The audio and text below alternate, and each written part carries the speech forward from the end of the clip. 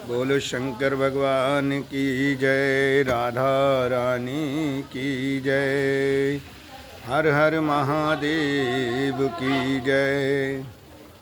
तो एक बार की बात है कि भगवान शंकर अपने विचरते हुए रास्ते में जा रहे थे और एक किसान अपने खेत में हल चला रहा था।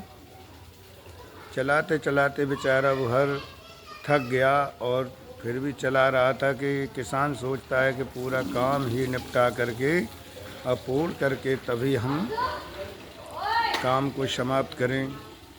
तो जा रहा था, उधर भगवान शंकर का आगमन हुआ और भगवान शंकर का जब आगमन हुआ तो भोलेनाथ ने देखा कि एक किसान है वो टीका टीक गर्मी में और लस्त पस्त में अपने हल चला रहा है खेत में। तो भगवान भोलेनाथ एक रूप बना कर के, महात्मा का रूप बना कर के और पहुँचे कि बच्चा बड़ी मेहनत कर रहे हो इतनी धूप में, और ये ढोरों को भी धूप लग रही है। बोले महाराज क्या करें, काम तो करना ही पड़ेगा, खेती का कोई टाइम नहीं होता है, कोई भी समय नहीं होता है। जब भी फसल को देखा गड़बड़ हो रही तभी फसल में देखना है। तो भोलेनाथ बोले कि खेती तो करते हो, किसके लिए करते हो? कि अपने बालक बच्चों के लिए। बोले अपने लिए कुछ किया?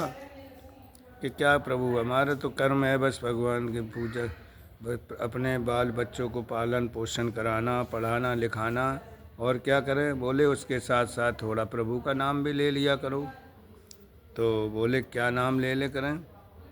बोले कुछ नहीं, गपोचे कपोचे ही कहो तुम। उन्होंने कहा ठीक है महाराज। तो इतने कह कर के महाराज जी चले देते हैं और उन्होंने अपनी रट लगा ली, गपोचे गपोचे गपोचे गपोचे की जय, गपोचे की जय, गपोचे की जय। ऐसे करते करते हल चलाते चलाते क्या होता है कि एक जगह हल की खुरपी अटक गई और हल रुक गया। जब रुक गया तो वो हल निकालने लगा और हल की जब खुरपी देखने लगा तो उसी समय वो नाम भूल गया। तो वो गपोचे नाम ना कह करके बाकी मन में आई रपूची रपूची रपूची रपूची कहने लगा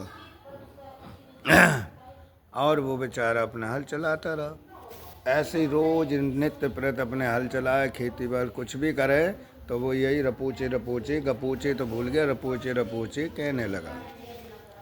तीसरे दिन की बात है, फिर वो हल चला रहा था और अपने यही रपूचे रपूचे का जाप कर रहा था। तो उधर से क्या होता है, गौरा पार्वती और भगवान भोलेनाथ निकले जा रहे थे। तो माँ पार्वती बोले कि भोलेनाथ ये कौन है?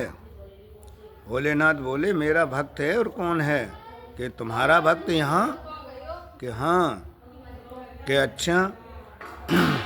बोले मैं पूछ के आऊँ कि तुम्हारा भक्त है, और ये क्या बक रहा, किसका नाम ले रहा? बोले मेरा ही नाम ले रहा है। पार्वती माँ जब पहुँची और बोले ये भैया किसान भैया तुम क्या कह रहे हो? तो वो तो अपने हल में मस्त था और रपूची रपूची कह रहा था मन ही मन में। पार्वती ने कही कि भैया किसका नाम ले रहे हो? वो नहीं बोला, क्योंकि माने एक बछड़े के चाबुक मारा तो बछड़ा दौड़ने लगा और अपने रपूचे रपूचे कर रहा था। तीसरी बार पार्वती बोले भैया किसका नाम ले रहे हो? तो किसान जब गुस्सा में होता है तो बोले तुम्हारे खसम का नाम ले रहा हूँ। और किसका ले रहा हूँ? पार्वती बोली हाँ ये तो पहचान लिया, इस वक्त ने तो पहचान लिया कि मैं भोलेनाथ की अर्धांगिनी हूँ। तो वो पार्वती जाती हैं और भोलेनाथ से कहती हैं कि वास्तव में तुम्हारा परम भक्त है। उसने तो जाते खन मैंने पूछा तुम किसका नाम ले रहे, तो बोला कि तुम्हारे खसम का नाम ले रहा हूँ। और किसका नाम ले रहा हूँ?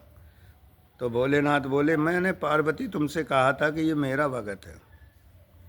तो कहने का तात्पर्य यही है कि जो किसान हो या बिजनेसमैन हो या सर्विसमैन हो, कोई भी हो, लेकिन भगवान का नाम अवश्य लेना चाहिए।